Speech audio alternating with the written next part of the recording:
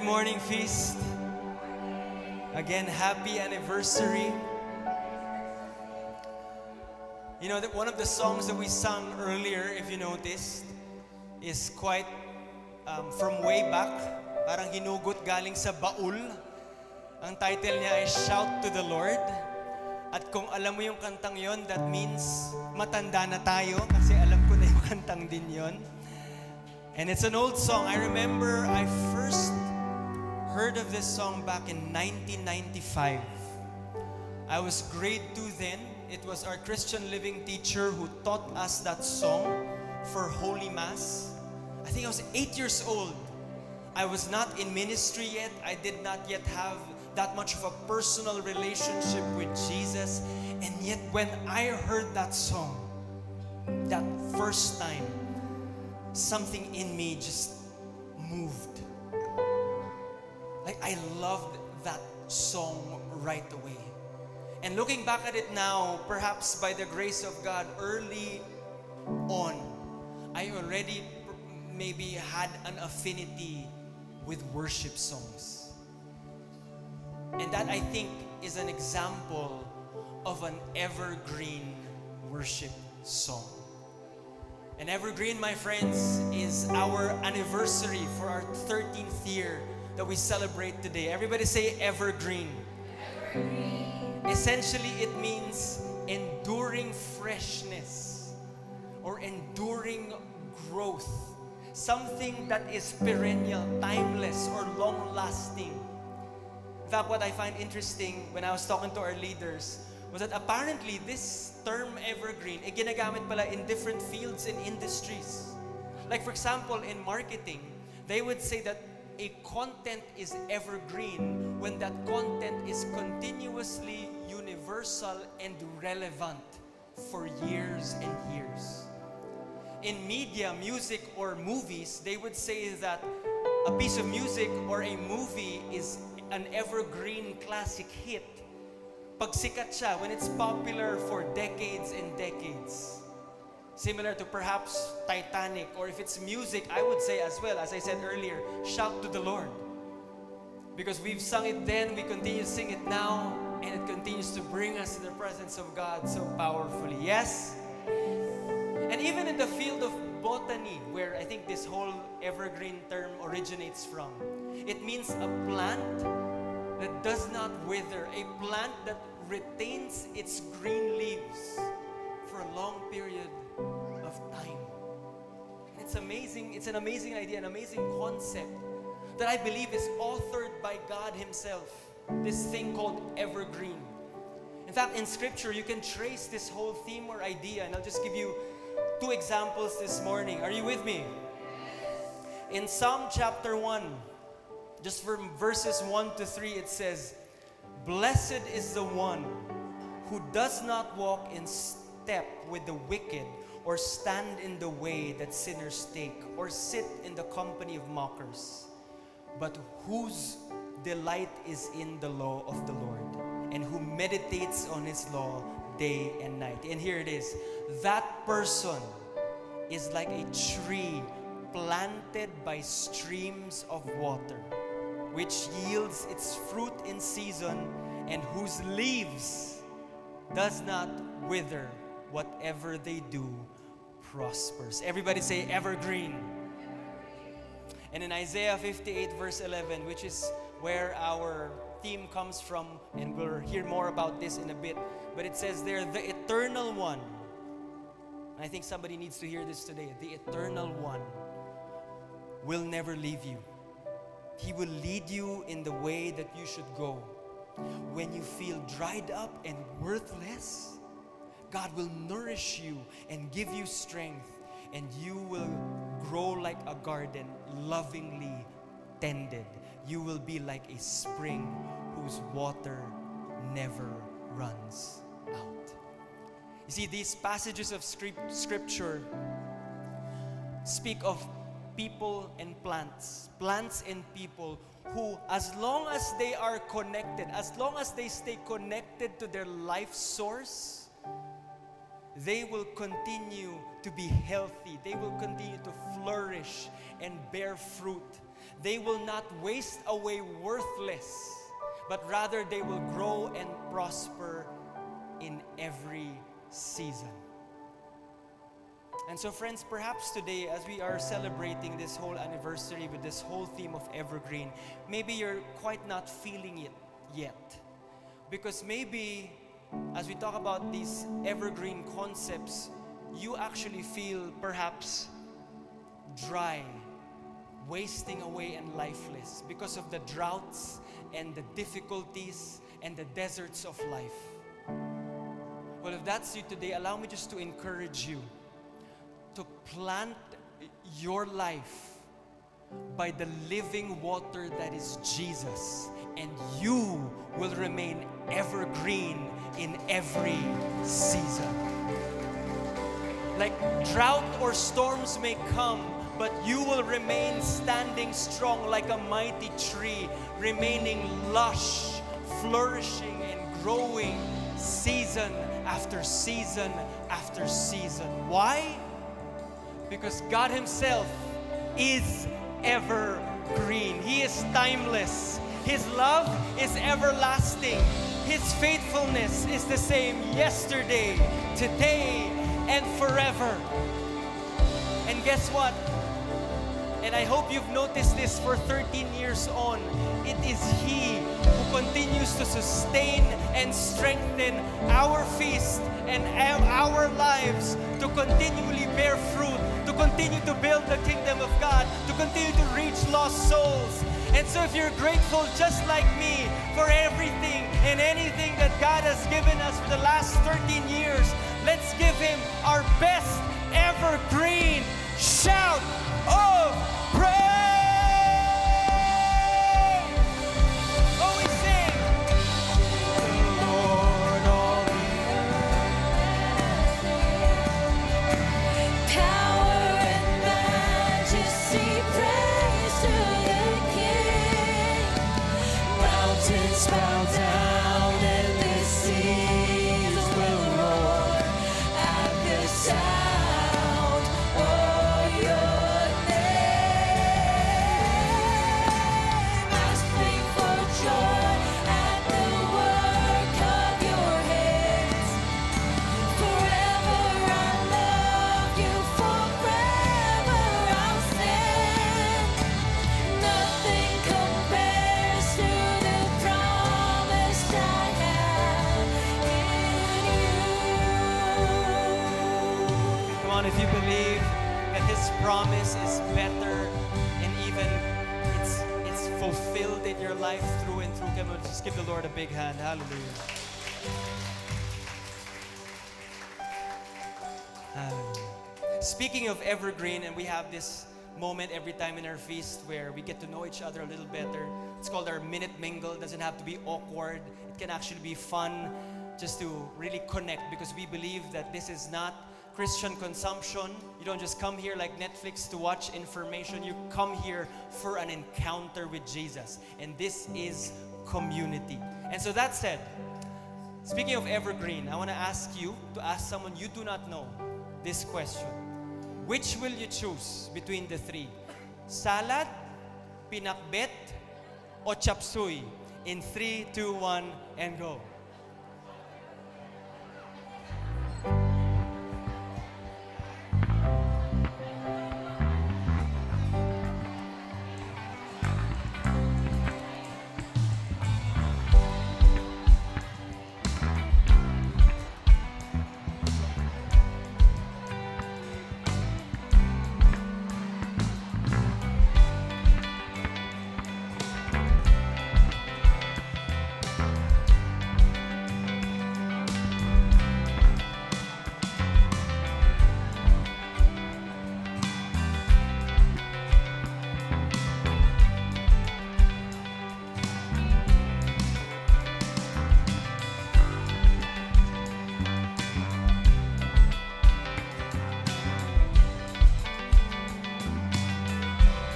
Ten, 9, 8, 7, 6, 5, 4, 3, 2, and 1.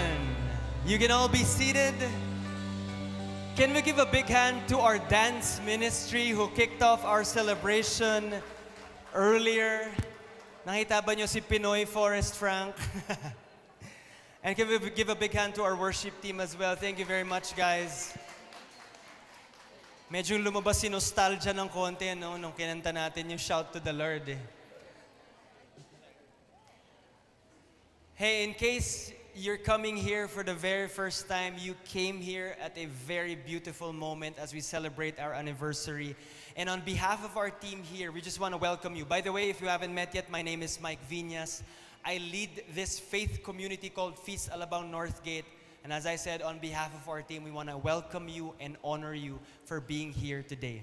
In fact, we have a welcome gift for you being held up by our Warmth Ministry. And so if you could just push up your hand a bit, and if it's your first time here, we can get these welcome bags in those hands. So anybody who brought a friend, there you go. Welcome, sir. Thank you for coming. Welcome. I see new faces right over there. All right, thank you. Welcome, guys. Thank you for coming.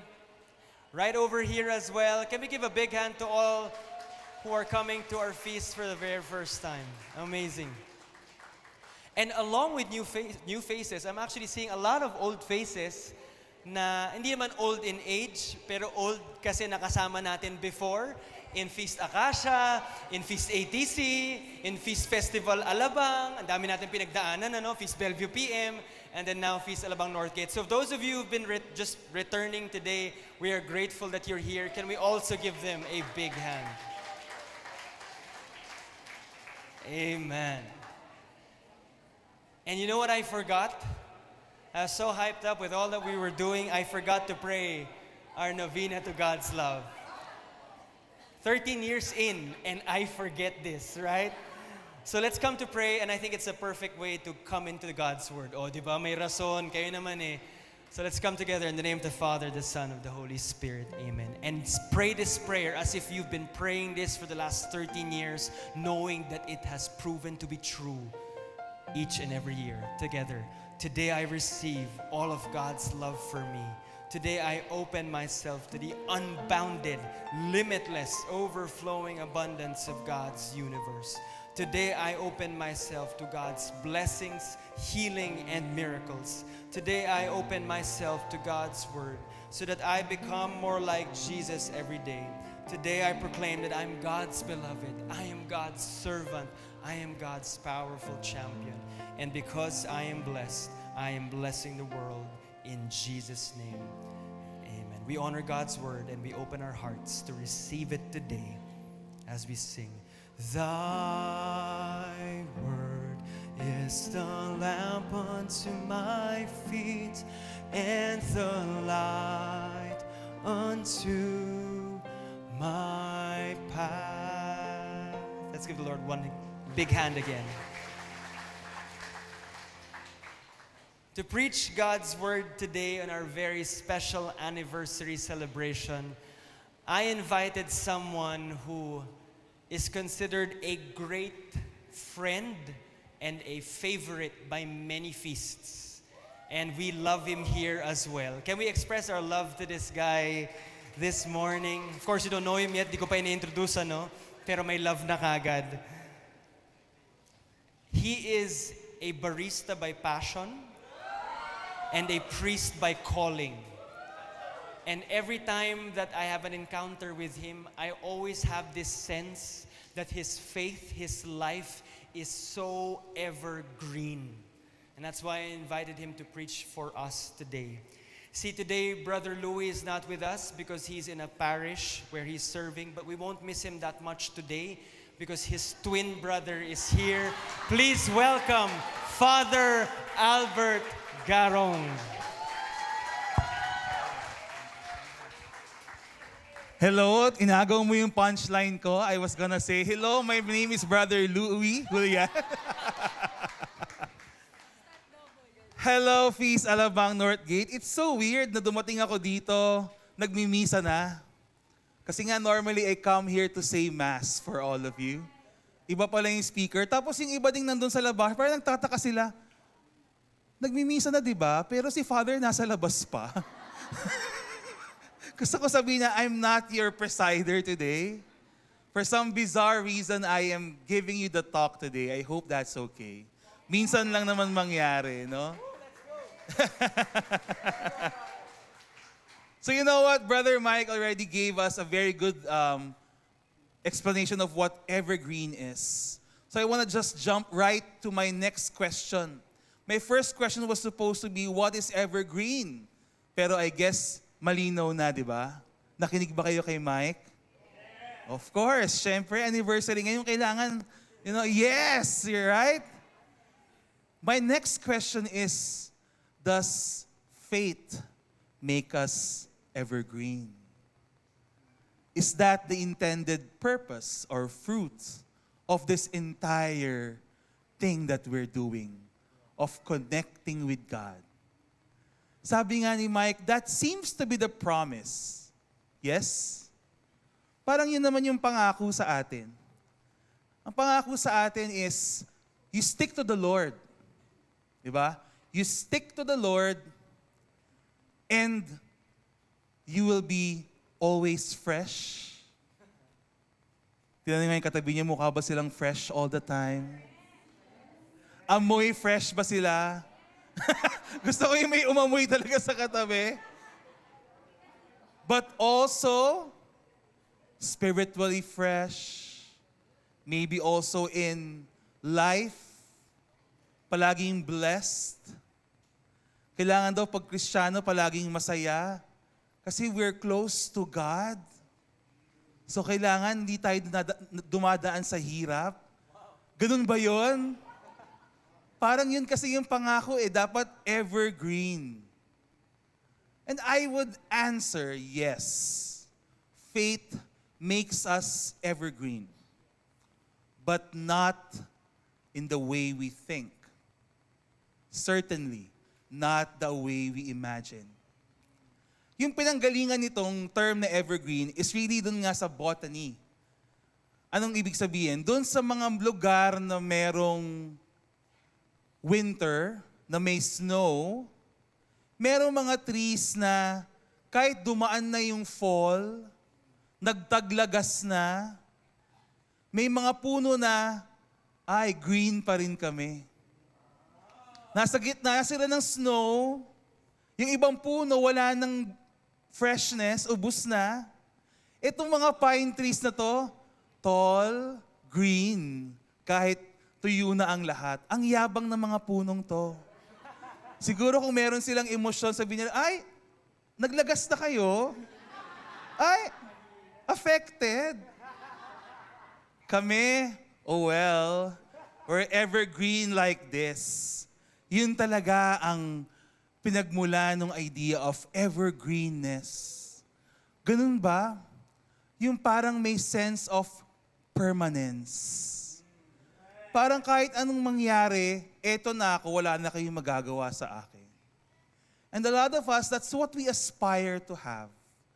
In our drive for efficiency, our drive to reach a level of life na kahit anong mangyari sa mundo, kahit anong mangyari sa Pilipinas, kahit sino pang i-elect ng mga tao, I'm secure. Di ba? Yan ang pangarap, yan ang gusto nating maabot. But is it really like that? Even those trees, are they really permanent? Actually, if you look into it more closely, that is not the case. It's the opposite. These trees are evergreen not because they are permanent, but because they are in a constant state of losing and gaining. Paulit-ulit silang nagsished ng leaves. Pero dahil hindi halata, kasi pantay yung rate of losing leaves and sprouting new ones. So it's not because hindi sila nagsished. In fact, they shed the most. Paulit-ulit. Ubos ng ubos. Tapos, at the same time, new leaves are taking over. So in short, Evergreen is not permanence. It's balance. Evergreenness is a state of equilibrium. It means you constantly lose, but you also constantly are supported and nourished. Kaya mukhang pantay. Linawin natin yan ha, kasi kahit kami mga pare, kami mga religious, minsan meron kayong ini-impose sa amin na image. Dapat palagi kaming serene. Di ba? Dapat palagi kaming, yeah. Ma-traffic, okay lang. Late na yung mga tao, okay lang. Father, how are you? I'm great. How's life? Fantastic. We're always, meron kayong pinaparating sa amin na kailangan pag holy ka, undisturbed ka. Di ba? Alala ko yung podcast namin nung lumabas. Kasi yung podcast namin, podcast ng mga parito, siyempre nang ine-expect nyo, sina Bishop Baron, sina Father Mike, medyo, formal. Mukha ba akong formal? So, nung nilabas ko yung podcast, I am as I am. May mga basher kami. Sabi, ano ba naman itong mga paring to? Parang hindi pare. Alala ko may nag-comment, ng mga paring to, tawa ng tawa, ang daming problema sa mundo. Oh my. Nag-guess ako ng mga madre, wala kaming ibang ginawa, kundi tumawa ng tumawa. Kawawa yung mga madre, binash sila ng binash. Sabi ko, sorry sisters, I didn't intend this to happen. I never imagined that something like this would happen. But, ganun pala, no? Kailangan kapag holy ka, ang sign yan, serene, undisturbed, walang tumatalab, no? Evergreen. But as we see, it's not the case. In fact, we can say that the trees that are evergreen are those that are engaged in life most deeply. So, I'd like to go back to the verse that I will build this talk on. Can I ask you to read it for me? Kaya nyo ba? Nahaharangan ko ba? Kailangan ko bang tumabi? Ayan, ayan. Ang hirap, okay. Can you read it for me? Start. 3, 2, 1, go.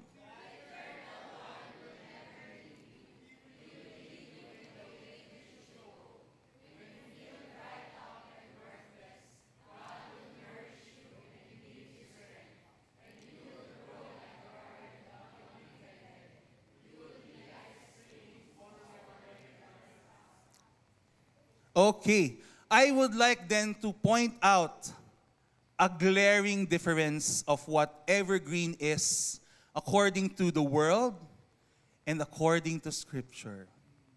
In the world, anong pinanggalingan? Pine forests. In the wild, standing tall, self-sufficient and independent. Was there a mention of forest there in that verse? Wala. What kind of greenness do we see? Ano yung image na ginamit? Garden. What's the difference? Forest is wild, untended. Walang nag-aalaga doon. A garden, by definition, requires what? A gardener. There's also an additional image, that of a spring that is close to the garden, nourishing the garden. That is a wild distinction, because we often think of evergreenness as self-sufficiency, as strength, as being standing tall, enduring everything by my strength, being this tree that is unperturbed by anything. Bala kayo dyan, dead ma sa bashers. No?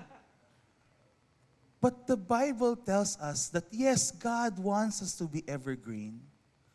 But the evergreenness comes from accepting that we are His garden.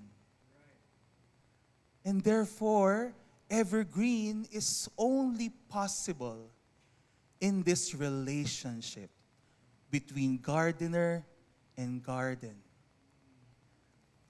Evergreen is only possible in the context of that relationship. Can you look to the person beside you and tell him, you're not a forest. You're a garden. You need a gardener. Bakit parang may pang-ano yung iba? You need a gardener. Pero magandang maalala yun today. Especially we're celebrating an anniversary, minsan we get caught up in our own achievements. Guys, evergreenness is dependence on that gardener. There's no other way. Kaya magpa-garden tayong lahat. Yes?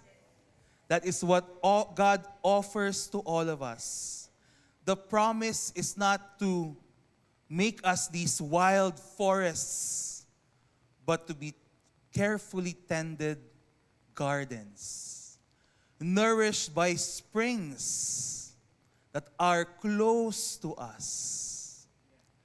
However, also, in this relationship, it's not just tending and nourishing. There is also pruning. Pag nagpa-garden ka, automatic yan. Magkakaroon ng pruning. Meron ba ditong mahilig sa halaman? Iilan lang, no? Pero nung pandemic, parang lahat tayo mahilig sa halaman. Naiwan ko yung tubig ko, makikilambing naman. Kasi thank you. Thank you po. Di ba nung pandemic, ang mahal ng halaman? Tapos ako talaga ay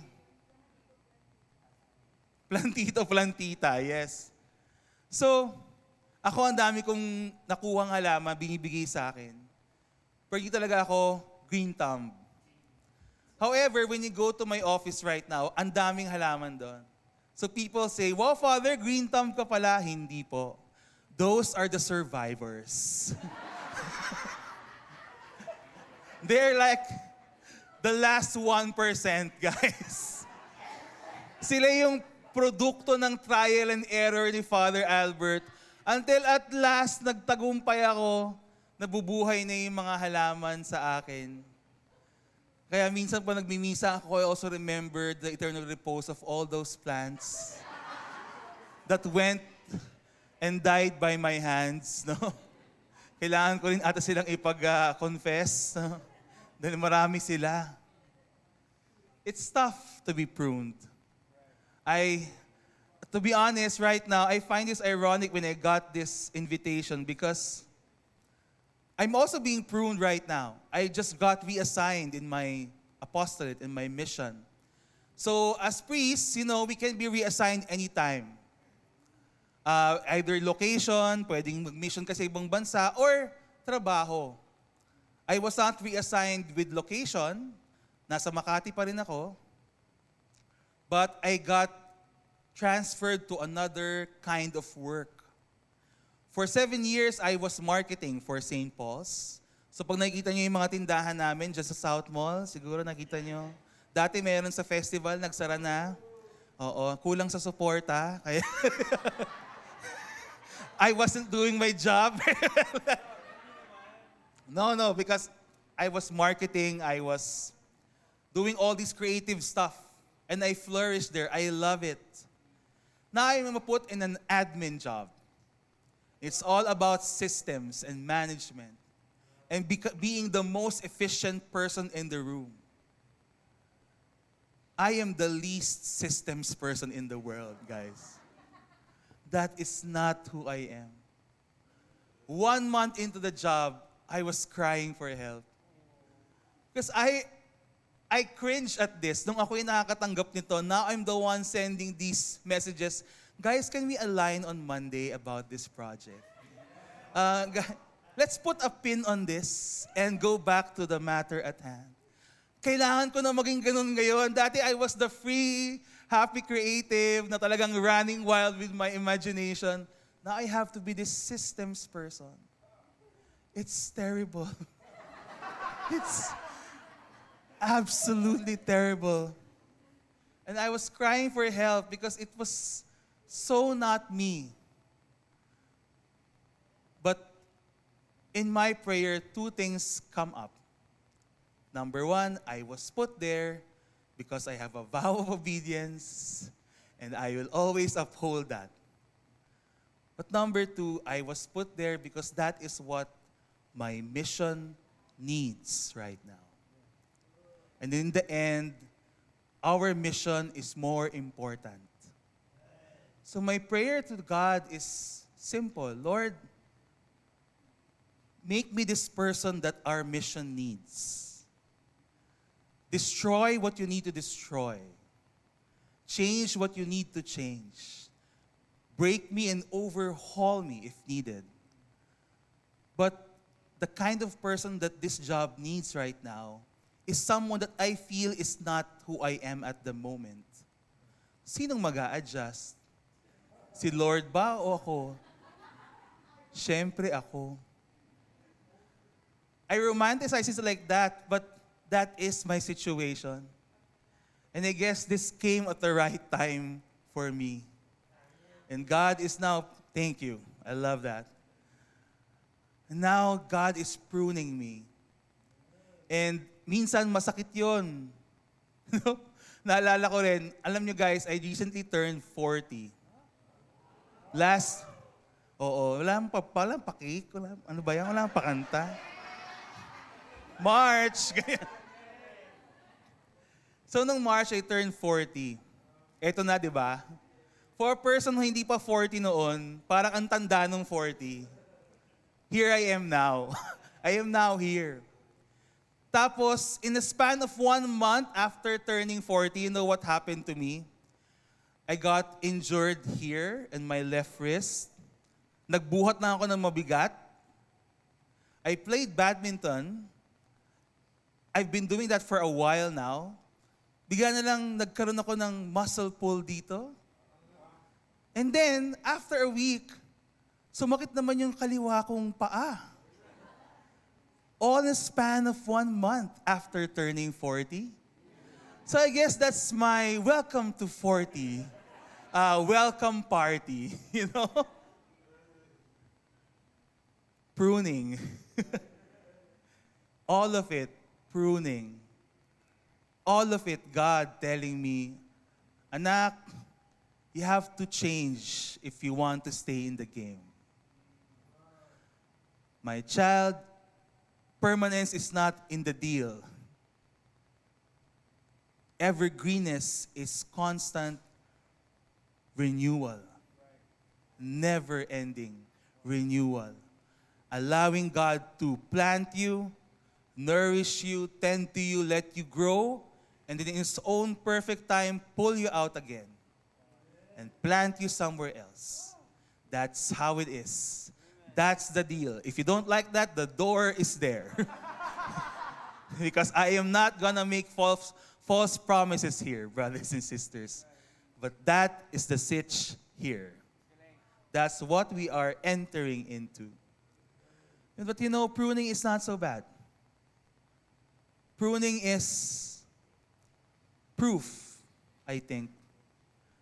It's proof of God's faithfulness. His correction, it means that He still has hope for us, right? God prunes us because He has hope. He keeps hope for you. Bakit mo naman ipuprune yung halaman na patay na? Di ba sabi nga nung sa gospel, fruitless yan. Patayin nyo na yan. But the gardener intervenes and says, wait, give me another year. I will tend and prune this plant. And if it will bear fruit, if not, then we will throw it out to the fire. But the gardener intervenes, steps in to prune. You know, the entire chapter 58 of Isaiah, where we got our verse from, that's a chapter of pruning. If we zoom out, it was God doing a diagnosis on Israel. I have another verse from that chapter. Oh, sorry. Later pa pala yun. Erase. But you know, it's a chapter of pruning. Why? God steps in and tells Israel, I see your worship. They're rebuilding their temple, they're starting their devotions. It's all good. Tama yung ginagawa nila. And God acknowledges it. It doesn't say, pangit yan ha. He says, ang ganda. I see your worship. That's good. But then God asks something important. Where's the fruit? Where's the fruit? And then the people were like, well, God, we're praising you. We're worshiping you. We're offering sacrifice for you. Isn't that the point? God says, no, that's not the point. That's not the fruit. Instead, God reminds them of what He is looking for. And it's this. Can we flash the verse, please? Can you read it again for me? Oh, dito ulit ako. Ayan. Can you read it for me, please? 3, 2, 1, go.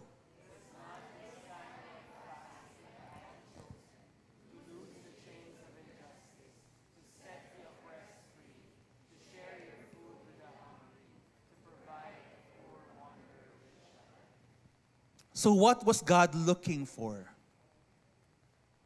What was God looking for? Fruits, right? But what kinds of fruit? The kind of fruit that goes outward and leads to generosity and charity and patience. In short, God was asking them, what are you becoming as you worship me? Because the point of worship is to become like God. That's the goal. So God's correction is not do better. His correction is follow me. Be like me.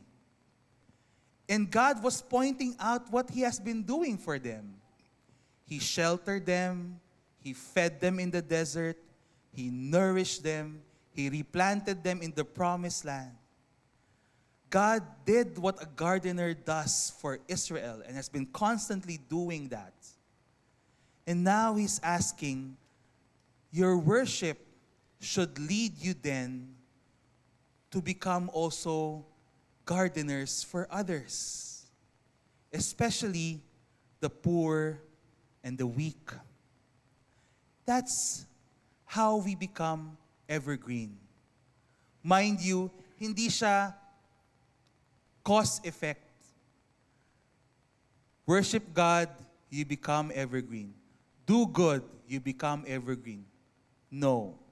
It's as you become generous, as you become giving, as you obey God and worship Him, you are being evergreen. Because you are staying close and becoming more like the gardener. So, evergreen happens to us when we choose loss.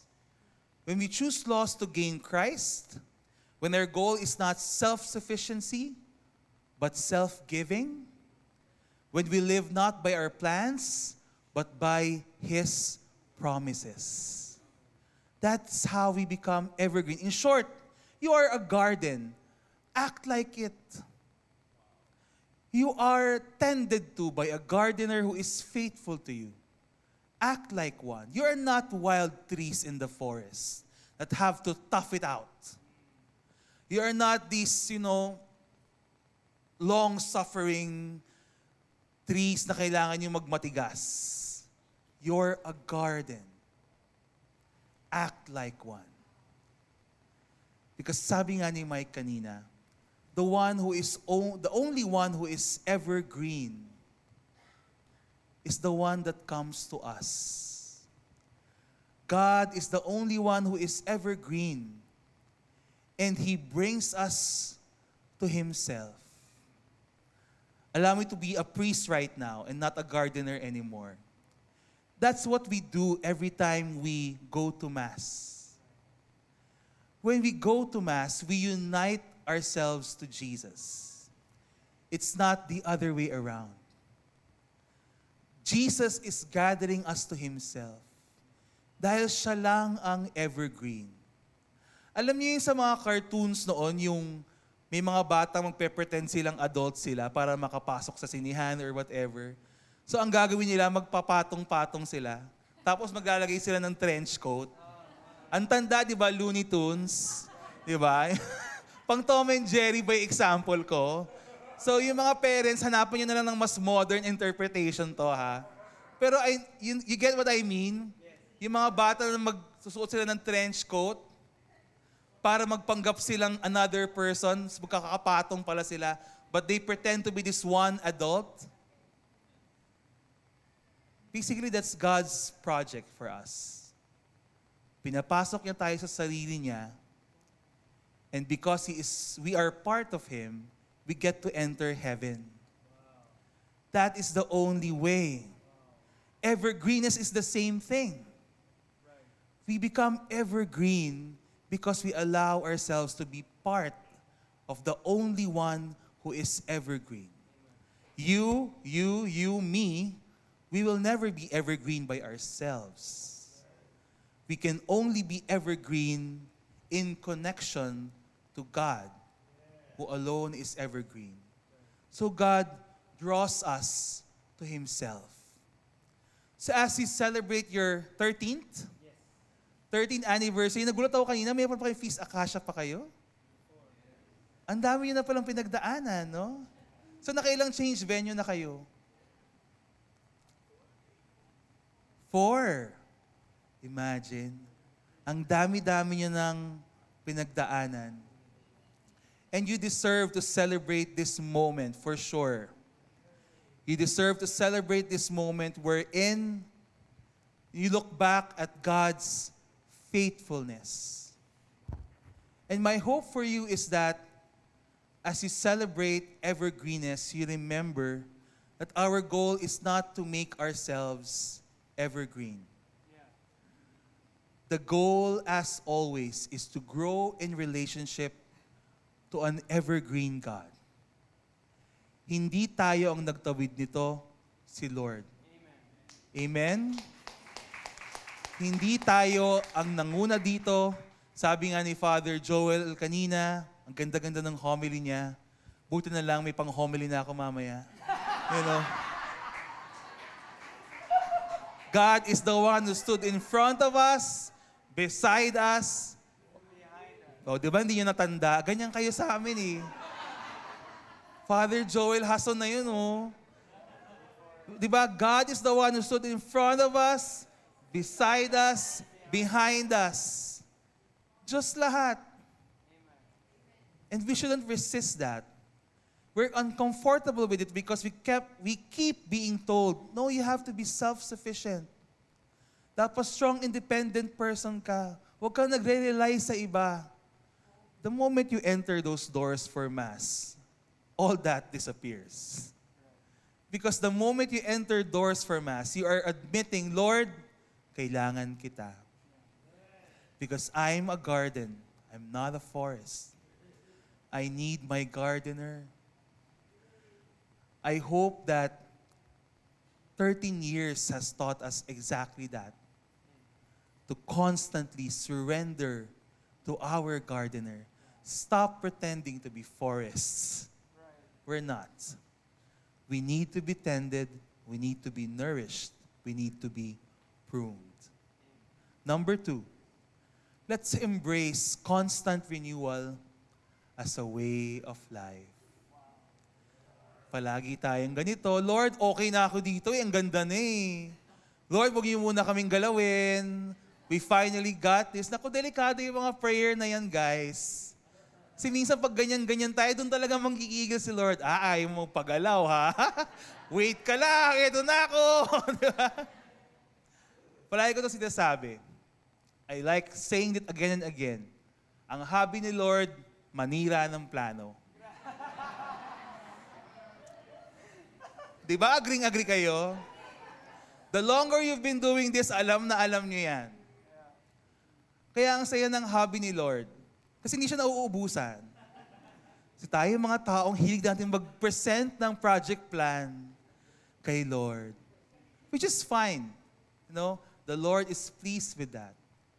But underlying all of that is an openness to never-ending renewal.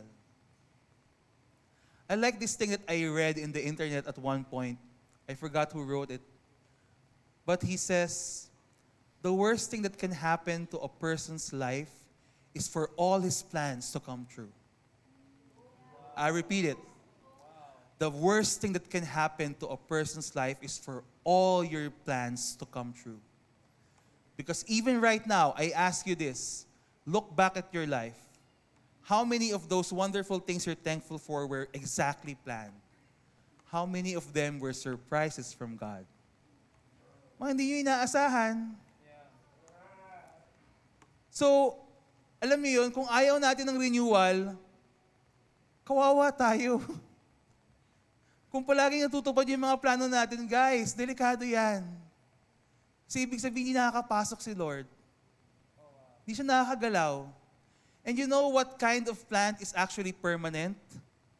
Plastic plants. And what are plastic plants? They're dead. They don't have life. They don't have fruits. Because they're plastic. The only perfect life are lives that are artificial. They're plastic. God is not dealing with plastic plants. He wants us to become living, active, flourishing, and fruitful plants. And that will always entail renewal. Shedding and gaining, losing and sprouting. Walang katapusan. All the way to heaven, where people and souls are now perfect forever.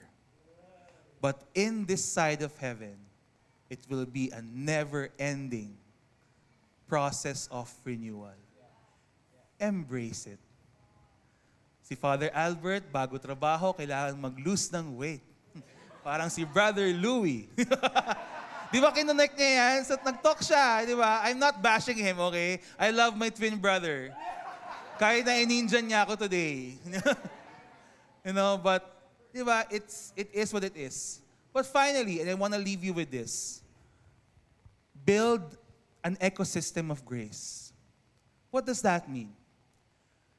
Gardens are not for the garden.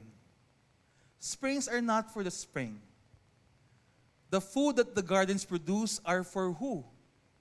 The hungry. The water that the springs give us are for who? The thirsty. And I told you this earlier. You become evergreen by acting like it, by acting like God. So if there's one thing I hope to see in this community as you celebrate your anniversary is that you look outward. You stretch. Do not wait for God's pruning. Because more than the pruning, more than the interventions of God, He constantly invites us. Anak, stretch. Anak, look at the people out there.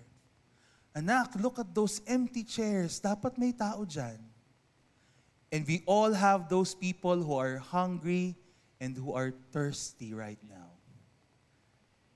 Ang goal natin, kung naka 4 location changes na kayo, kinabahan si Michael. Constant renewal. Ang goal natin, di tayo magkasya dito soon. Di ba? That is a wonderful problem to have. Yun yung, Father, maganda na dito, malapit na sa amin eh. Ganun talaga. I hope that we can have this spirit of owning up to the fact that we are tended to and nourished by our gardener. So wag tayong matakot magbigay, mag-stretch, maghanap ng new and better ways to feed the hungry and give water to the thirsty. Because that's what gardens are for. Gardens are not meant to feed the people who are here. It's also meant for the people out there. Amen? So, I'm a priest. I'd like to end this with a priestly blessing. Is that okay? So, can I invite you all to please stand?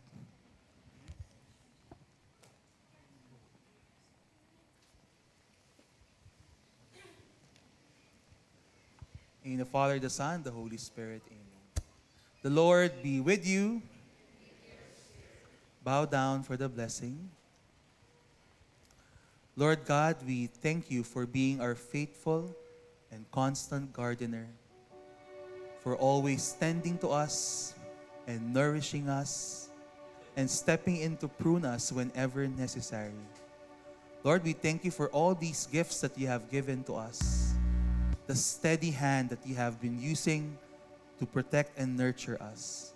Lord, as we look forward to more years of service and life and love with you, continue to stretch us. Continue to make us look outward.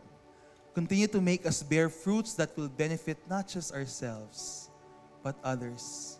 Care for us so that we may care for those people that need you and will only experience you through us.